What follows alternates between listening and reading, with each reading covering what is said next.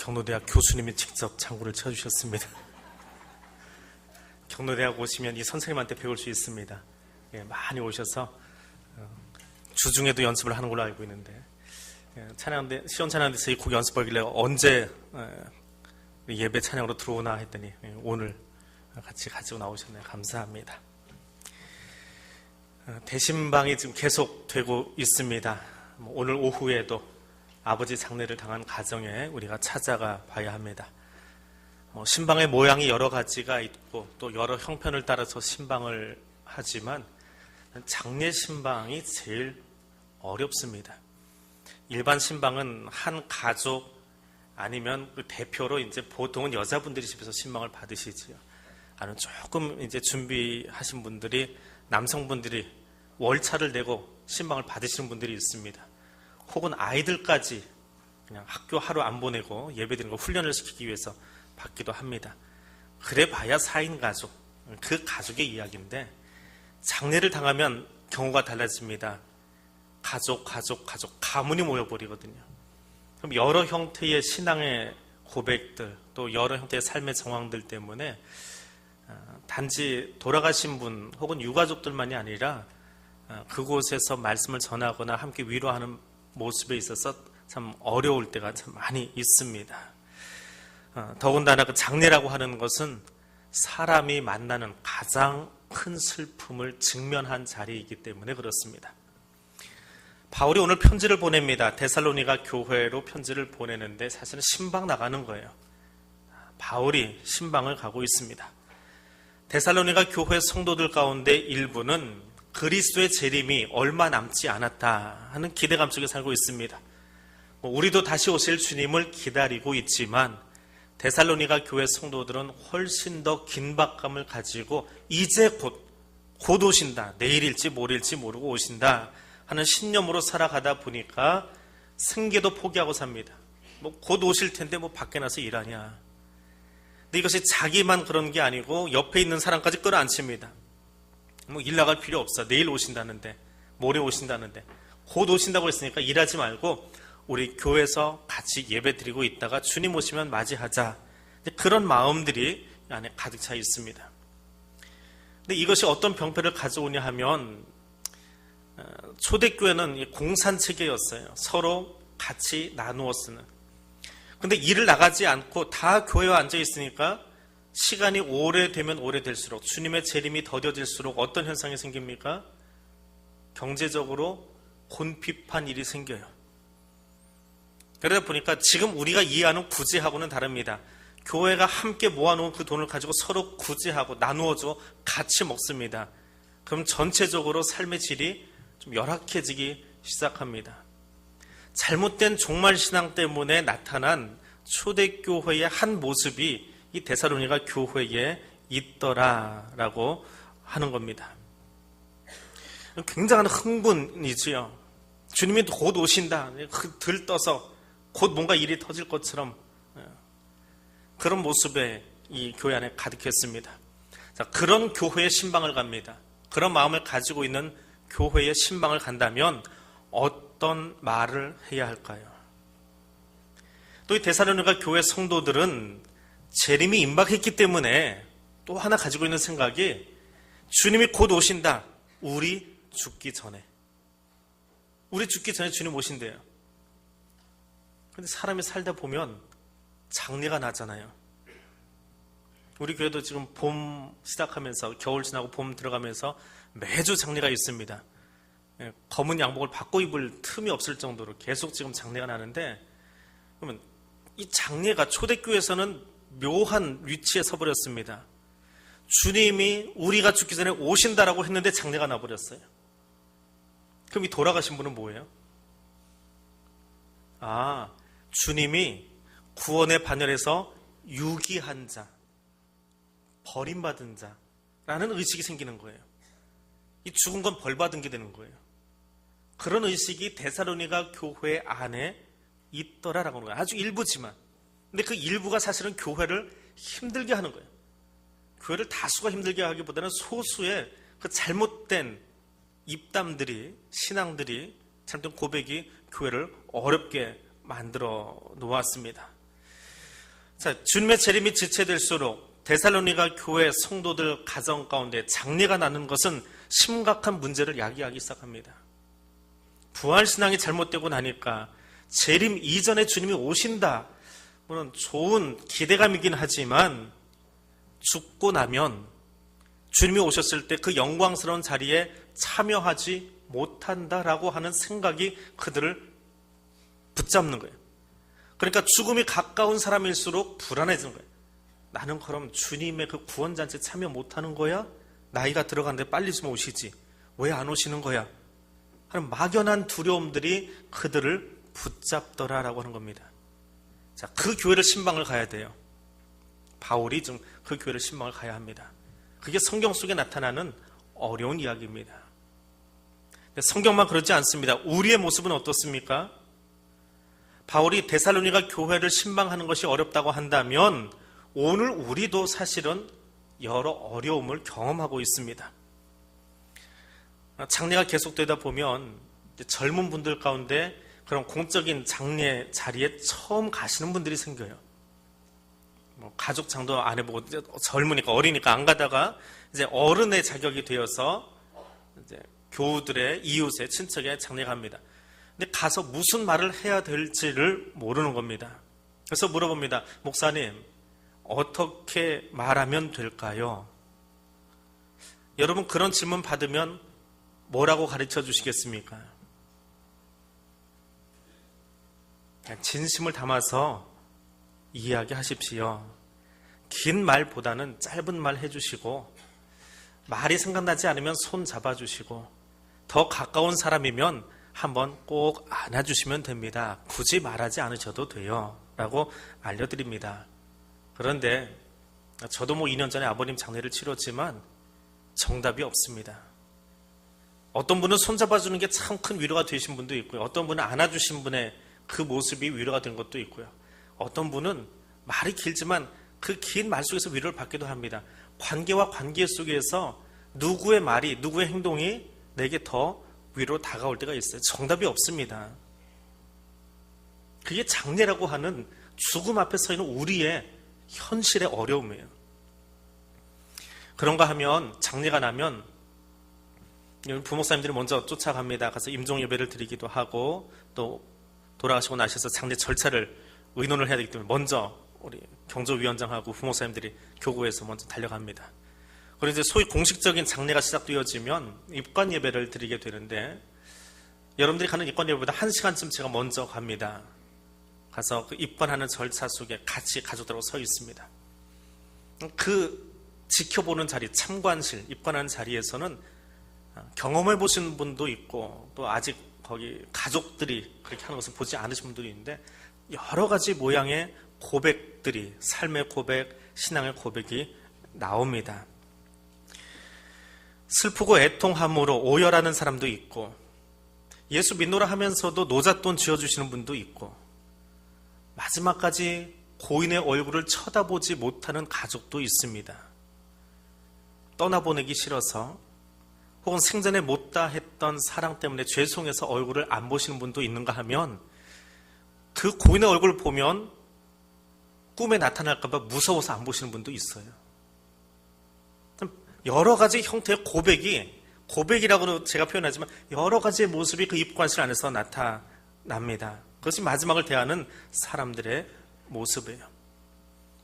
삶의 마지막 순간, 그 딱 짧은 한두 시간 정도의 시간, 그러고 나면 이제 나머지는 예배로 장례 절차로 진행이 되는데 어떤 사람은 그 자리에서 고인과 영원한 이별을 구하는 사람이 있습니다. 근데 다시는 보지 못합니다. 잘 가세요. 떠나보내는 사람이 있습니다. 어떤 사람은 그 고인 앞에서 죽음을 성찰하고 내가 살아있다라고 하는 것이 이런 것이구나. 이렇게 살아야 되겠구나라고 하는 삶에 대해서 되돌아보는 사람도 있습니다. 또 거꾸로 생각하면 그 누워있는 사람들 중에 아주 짧지만 내가 살아왔던 시간들을 감사하고 짧았음에도 불구하고 부모님이 이 땅에 나올 수 있도록 허락해 주셔서 같이 그 짧은 시간을 같이 하다가 먼저 떠나는 자녀들의 맑은 얼굴도 보곤 합니다.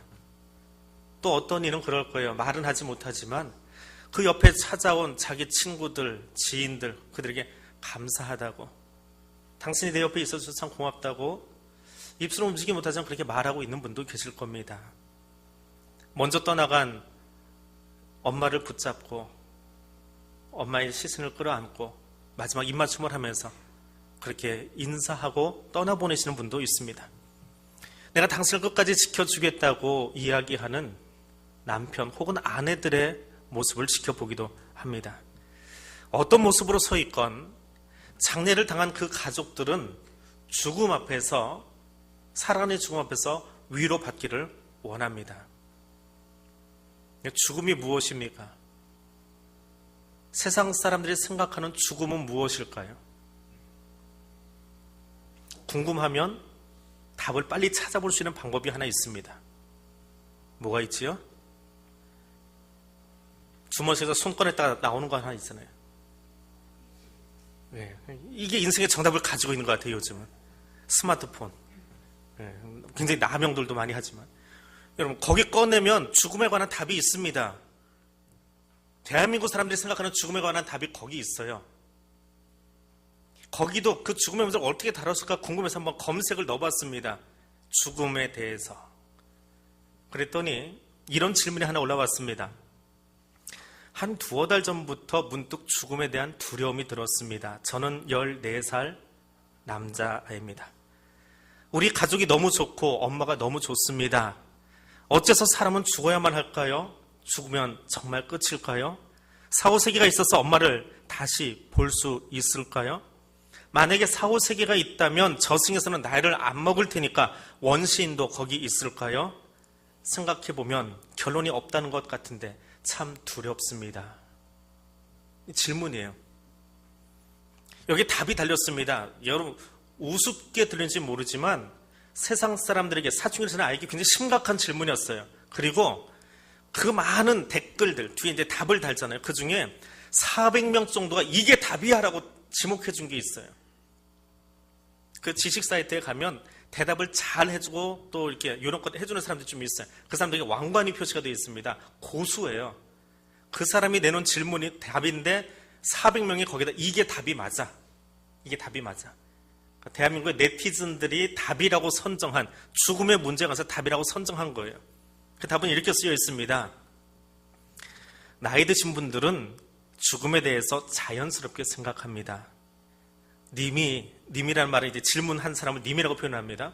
님이 아직 어리고 가족을 사랑하기 때문에 그렇습니다.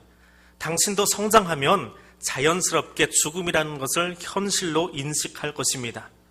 4, 5세기는 이따 손 치더라도 이승과 단절된 공간이기에 계속적인 관계는 힘들지 않을까 싶군요. 그 단절을 넘어서는 순간은 불행의 시작일 수도 있습니다. 가시는 분 편하게 이승 걱정 안 하고 갈 수 있도록 하는 것이 사람의 도리이자 책무가 아닐까 합니다. 님도 언젠가는 결혼하고 애 낳고 나면 똑같은 일이 반복될 뿐입니다. 이게 세상 사람들이 생각하는 죽음의 이야기예요. 그 밑에도 계속 댓글이 있습니다. 근데 그 댓글들의 주제는 똑같아요. 4, 5세기 믿지 마세요. 그건 종교에서나 이야기하는 것이지 그냥 잘 살고 가시면 됩니다. 대한민국 10대, 20대, 30대가 가지고 있는, 40대가 가지고 있는 인터넷 사용하는 사람들의 죽음에 관한 일반적인 생각입니다. 사랑하는 이의 죽음을 왜 그렇게 슬퍼합니까? 종말에 관한 생각을 이것을 답으로 가지고 있기 때문에 그래요. 이것이 세상이 가진 문제입니다. 우리 다시 성경으로 돌아가 보십시다. 고린도에 있는 바울의 손이 떨립니다. 방금 디모데를 통해서 데살로니가 교회 이야기를 들었기 때문에 그렇습니다. 데살로니가 교회는 바울이 마게도냐에서 빌립보 교회를 개척하고 두 번째로 개척한 교회입니다. 도시의 인구가 약 20만 명 정도 되는 대도시로 마게도냐 주의 행정 수도였습니다. 그런 이유로 바울에게 있어서 데살로니가는 마게도냐의 선교 전략 거점이었습니다. 바울은 이 도시에서 전도 사역을 통해서 이방인들을 많이 그리스도에게로 인도했습니다. 근데 그 일이 계속되니까 몇 달 지나지 않아서 유대인들이 데살로니가까지 쫓아와서 바울을 죽이려고 합니다. 그래서 바울은 베레아로 아덴으로 남쪽으로 피신을 하게 됩니다. 교회를 개척을 했는데 말씀 훈련도 시키지 못하고 제자 훈련도 시키지 못하고 교회를 돌아보지도 못하고 후임자도 빨리 결정 못해주고 급히 도망오다 보니까 바울의 마음속에는 그 신생교회, 이제 막 개척한 그 교회에 대한 미안함, 또 간절함, 안타까움이 남아있는 거예요. 어떻게든지 가보고 싶은데 가서 다시 그 교회를 세워주고 또 직분자도 좀 세워주고 말씀 훈련도 좀 시키고 하고 싶은데 이게 안 되는 거예요. 그렇게 안타깝게 마음만 먹고 있다가 내가 못 가면 사람을 보내자. 그래서 자신의 영적 아들이라고 일컬어지는 디모데를 데살로니가 교회로 보냅니다. 근데 디모데가 가서 데살로니가 교회를 보고 돌아와서 하는 이야기를 듣고는 바울이 너무 좋은 거예요. 야, 이거 신생교회인데, 이제 막 개척한 교회인데 정말 환난 중에서도 예수의 재림을 꿋꿋이 붙잡고 신앙을 지키고 믿음의 모습이 얼마나 아름다운지 너희는 정말 내 자랑이다. 너무 행복해 하면서 고린도에서 신방을 못 가니까, 여건상 신방이 안 되니까 편지로 신방하고 있는 거예요. 너희를 보니까 내가 너무너무 즐거워. 너한테 이런 이야기를 좀 해주고 싶어. 편지 신방이지요. 그것이 데살로니가 전서예요. 그 바울의 감격과 그 기쁨, 그 교회를 향한 그 안타까움, 또 교회를 교훈하고 싶은 그 마음들이 꼭 담겨 있는 겁니다. 더불어서 이 데살로니가 교회가 제일 앞에 이야기했던 교회의 문제, 그게 데살로니가 교회의 문제거든요. 부활에 대해서 잘못된 신앙을 가지고 있다 보니까 교회가 힘든 거예요. 종말론이 틀어지니까 교회가 엉망이 되는 거예요. 그것 때문에 성도들에게 부활 신앙만큼은 바로 잡아줘야 되겠다. 그 이야기를 쓴 것이 오늘 우리가 읽은 본문입니다. 부활 신앙을 갖지 못한 사람들에게 있어서 죽음은 인생의 끝입니다. 그 잘못된 내상을 가지고 있습니다. 그런데 데살로니가 교회 성도들은 부활을 믿고 있어요. 알고 있어요. 하나님께 감사하고 있습니다. 그래서 남은 사람들을 향해서 함께 충고하고 하나님을 찬양하고 있습니다. 예수 그리스도의 죽으심과 부활을 믿고 있기 때문에 예수와 함께 거하면서 유익한 삶을 살 것이라고 말합니다. 그런데 바울은 거기에 더 한 걸음 나아가서 앞에 있던 그 문제점들을 다시 정리해 주는 거예요.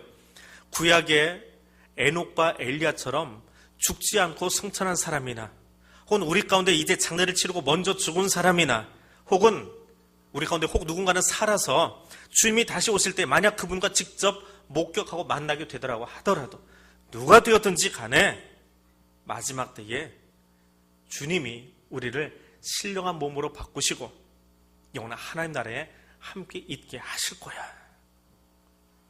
그러니까 너희는 두려워하지 말고 걱정하지 말고 그 부활신앙 가지고 함께 격려하고 위로하면서 살아라 라고 말씀을 전하고 있는 겁니다. 그리고 더 놀라운 것은 주님이 다시 오시는 그날에 마치 마태복음 25장에 가면 신부가 신랑을 맞이하기 위해서 나가는 것처럼, 사도행전 28장에 보면 바울이 교회를 찾아올 때 성도들이 그 바울을 영접하려고 나아갔던 것처럼, 그리고 로마의 역사 속에 시세로가 율리우스 시저가 자기 마을에 오니까 황제가 오신데 신이 나가지고 황제를 영접하러 나가더라라고 하는 그 단어들, 마태복음 25장, 사도행전 28장, 또 시세로가 썼던 그 영접한다라고 하는 그 고귀한 단어를 끌어다가 어떻게 생각하냐면, 우리가 이 다음에 이 땅의 생을 마치고 죽을 때에 주님께서 우리를 그렇게 영접해 주신대요. 마치 지방의 장관들이 대통령이 오고 황제가 오니까 영접하러 나오는 것처럼 주님이 나를 영접하려고 맨발로 천국 문 앞까지 뛰어나오셔서 우리를 맞이해 주시고, 너 정말 수고했다. 너 정말 애썼다. 너 그 땅에서 믿음 지키고 신앙 지키고 산이라고 정말 고생 많았다. 내가 너 때문에 참 행복해. 그리고 우리를 끌어안고 거기서 멈추는 것이 아니라 우리를 신령한 몸으로 새로운 존재로 바꾸셔서 천국 안으로, 하나님 나라 안으로 데리고 가실 거다라고 하는 거예요. 그 이야기가 오늘 이 본문에 나오는 이야기입니다. 그것을 믿노라고 한다면 죽음 것까지 게 뭐가 두렵습니까? 주님이 오시기 전에 죽든지 주님이 오신 다음에 죽든지 그것이 우리가 무슨 상관이 있습니까? 주님이 우리를 다 하나님 나라에 있게 할 텐데요. 그러면 이 본문을 읽는 우리는 어떠합니까? 지금도 우리 곁에는 죽음이라는 단어가 떠나가지 않습니다. 지구촌 구석구석에 들리는 지진과 화산 폭발, 지난주에는 누가 실수했는지 모르지만 기차가 빨리 달리다가 탈선해서 기관차가 전복이 되어버렸지요.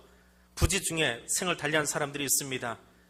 예측하지 못하고 죽음을 맞이한 가족들, 육신의 질고와 아픔 때문에 죽음을 맞이한 사람들, 노년의 연약함 때문에 죽음을 맞이한 사람들, 그럼 그 죽음 앞에서 사람들은 그렇게 질문합니다. 하나님 어디 계십니까?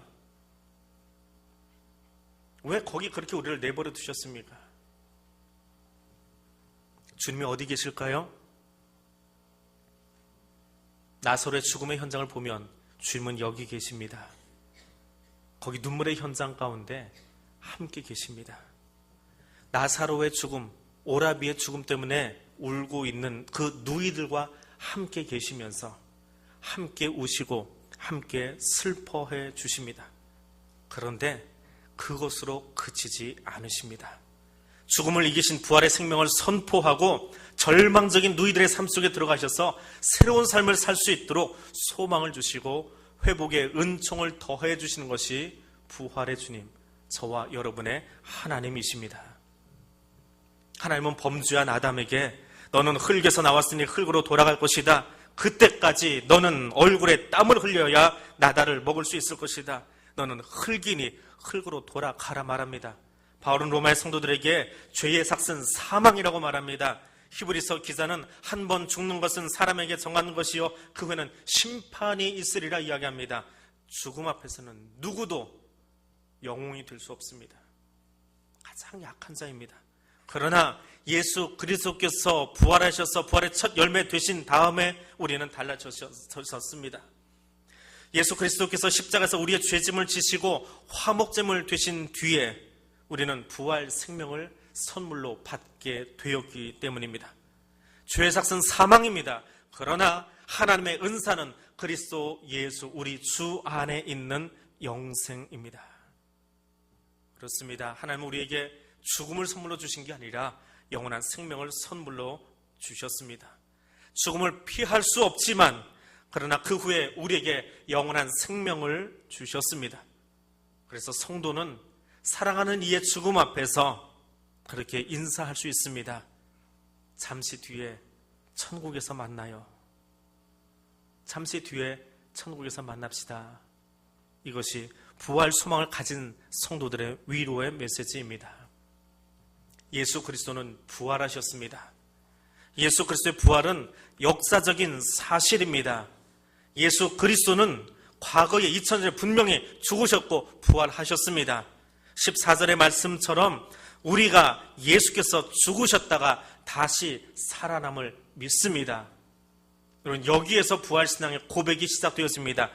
그리고 그 예수의 부활 사건은 지금 여기 나의 고백입니다.